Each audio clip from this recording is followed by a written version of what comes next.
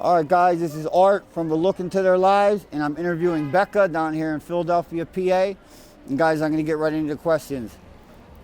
All right, Becca, so how old are you? Where are you from? I'm 33 and I'm originally from Lancaster. From Lancaster, PA? Yep. All right, were you raised in a two-parent household? No, I was a single mom and two older brothers. Yeah. Would you know your dad? I do. He lived 5 miles from me my whole life, but was never a part of it. So. Oh, all right. Yeah. All right, how many siblings you have? You just said? 2 older brothers. 2 older brothers. All right, how far did you make it in school? I have an associate's degree. Oh, you have an associate's degree? Where at? Through Valley Forge Military College. Oh, yeah? It's in Wayne. It's right near King of Prussia. Oh, cool. Yeah. You suffer any kind of addiction? Yeah, heroin and cocaine. Heroin and coke? Yeah. And what do you panhandle down here to get money to go back over to Kensington or whatever? Yep. Yeah. Do you have any kind of mental health issues? I have anxiety, depression, and PTSD. All right. You seem like you're smart though. You seem definitely smart. Yeah. What do you currently do for a living? Not working? Not working right now. This is it, pretty much. Was never into like tricking or anything, thank God. So I don't like robbing people because karma's a motherfucker. So. Do you have any children? I have one. He's 6. Yeah. Where they live with your family? My mom has him. Yeah. Your mother? Oh, okay. You currently in a relationship? Nope. No relationship? All right. How was your childhood? It was all right. My mom did the best she could. She worked full time to support me and my older brothers. My dad didn't do child support or anything, so it was just her. It was rough, but she did the best she could. So. Yeah. Yeah, that's good. Did you suffer any kind of abuse as a child? Sexual abuse. Sexual abuse?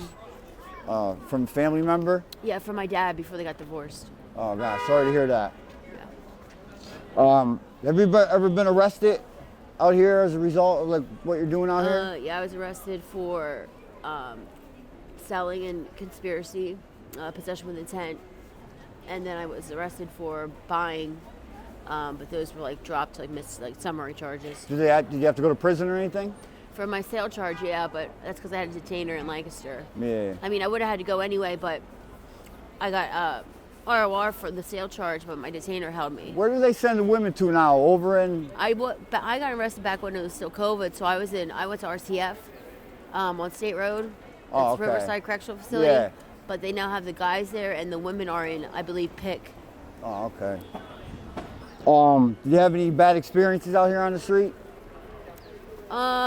Yeah, like weird people like following you.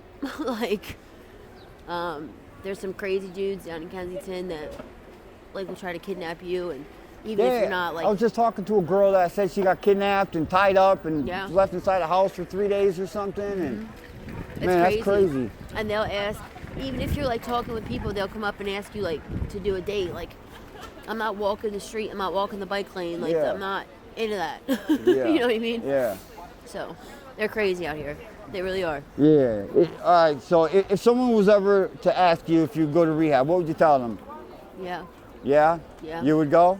I would go. Yeah. I mean, yeah. I've been there before. I had 2.5 years clean. I would always just say, let me get well first, and then I'd go. I'm never going anywhere sick. That's for sure. Yeah. What do they need down here to get in? What do you need? Identification and stuff? Well, my insurance is still through Lancaster, so I can just call a rehab. Oh, you can go anywhere, right? With the As PA long as they have state a bed. insurance? Yeah, because I have state insurance, but Philly's different. Like, if I would have Philly insurance, I'd have to go to like a crisis center, and it's weird. What stops you from going? Honestly, because it is nowadays.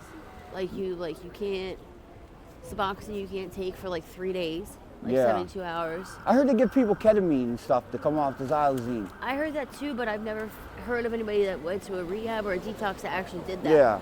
Like, I always hear something about Temple does it. Temple gives it to you. Yeah, but I've heard that too, and there's like 2 people I know that have actually experienced that, and that's because they had like major like abscesses, trank wounds that they needed, that they gave them for that. You know what I mean? But anybody else, they don't just go in and give them ketamine. Yeah, it's crazy. I see everyone losing their limbs and everything over in Kensington. Oh, it's bad, and people aren't going to the hospital even though they know they're going to lose their legs. because they're afraid to get sick. I know, it's nuts, man. I can't even believe it. It's like, I don't know how somebody can sit there and just let that happen. And but they smell, like just down there just smells. You can smell it anywhere. It's crazy what addiction makes you do. To think that somebody would do that, it's like, you know, sad, really, you know? It really is. You said you tried going to rehab before in the past? Yeah, I went to rehab like 5 or 6 times. I was clean for 2.5 years. My kid's dad passed away from an overdose, and that's when I relapsed. Did you ever try like Suboxone or methadone or anything in the past? I had Sublocade. I was on Sublocade when I was clean. Yeah, yeah. I got a methadone, so that's what I use to stay clean. I was on methadone when I was pregnant. It was just I didn't like having to go to the clinic every day. You know what I mean? Yeah. I don't know. Once I take it, it takes away that urge, or you know, that urge that's always in your head. It never goes away. As soon as I take the methadone, it takes that away from me. It does good for me. It's sad to say, but I know I'm not going to be a person that's going to be able to live my life not on something. Like I know I'm going to have like Suboxone or methadone. Yeah. Like something to like trick my mind into thinking I'm doing something. Yeah, you want to try to get help if you can before you start fucking getting really messed up permanently, you know what I mean? Yeah.